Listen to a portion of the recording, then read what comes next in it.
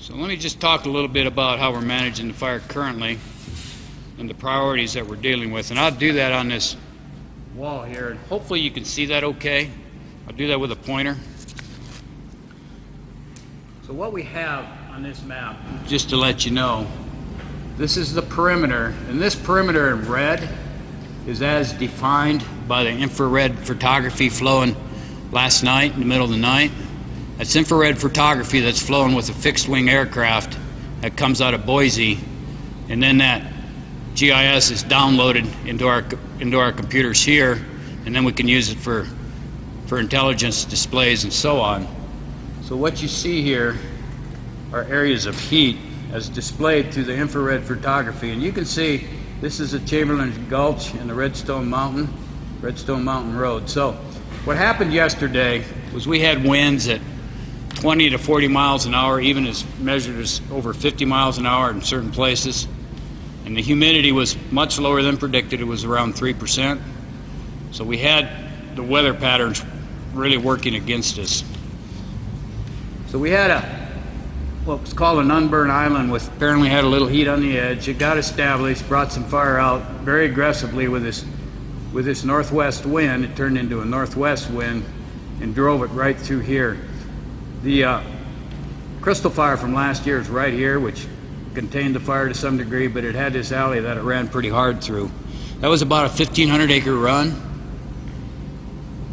And as of yesterday evening, we have some hand line being applied by hotshot crews here, and also what we call coming from an anchor here. We're working this hand line today with 3 crews, 6 engines, and a dozer. So if the weather allows, we're going to continue with the goal of taking care of business here and shutting this fire down so it doesn't continue to move on us.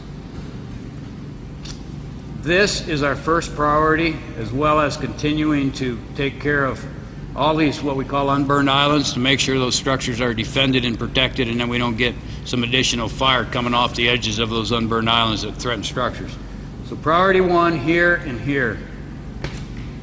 Priority 2 is this northwest corner.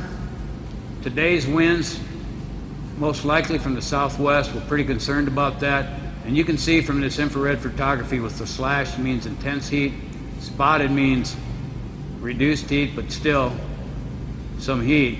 So we're very concerned about this Narrows area with potential for spotting across the river. We really don't want fire on the other side of this river, threatening Glacier View. We're very well staffed here along the river. We've got aviation. We have got firefighters in place to pick up spots, and we also have a significant number of structure protection personnel and engines all up in this country ready to take care of business if we need to. So those are our 2 priorities. This portion of the fire you can see is black. That means containment line. That's the 45%. This is also contained. That's part of our 45%. This entire Poudre Canyon is in good shape. We'll probably show some containment in here after we hopefully get through this wind event. This side of the fire, you can see a lot of the red slash, which means we have a significant amount of heat. This fire is moving around out here. This is actually our 3rd priority.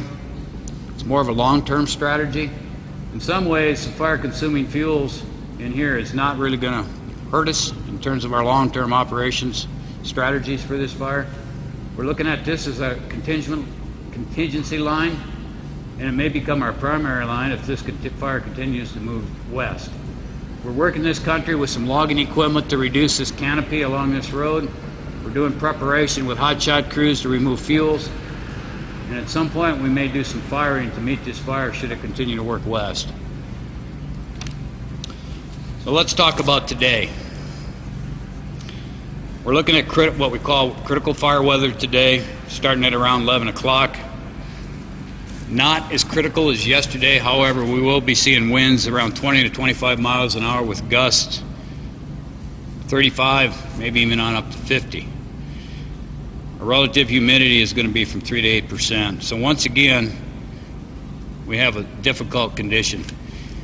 We also have a very high measure of atmospheric instability, and that atmospheric instability tends to draw fire up into the crowns, into the trees in that atmosphere with that wind patterns and that recirculation that takes place. little bit more on weather tomorrow, where we expect less wind, switching to the southeast, which is somewhat better with higher relative humidities. So that's where we're at currently. At this point, I'll turn it over to Sheriff Smith to give you an update on some things that his office is doing.